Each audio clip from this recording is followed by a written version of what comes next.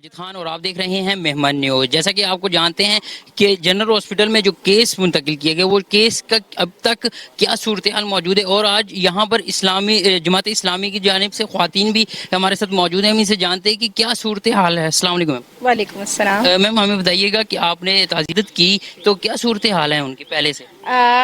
Doctors تو یہی بات کہتے ہیں کہ وہ پہلے سے بہتر ہے، لیکن پہلے سے بہتر ہونے کے باوجود جو ہم نے اس کو دیکھا ہے، ظاہر ہے ایک بہت ہی متاثرہ کیفیت میں ہے جس کو بیان نہیں کیا جا سکتا۔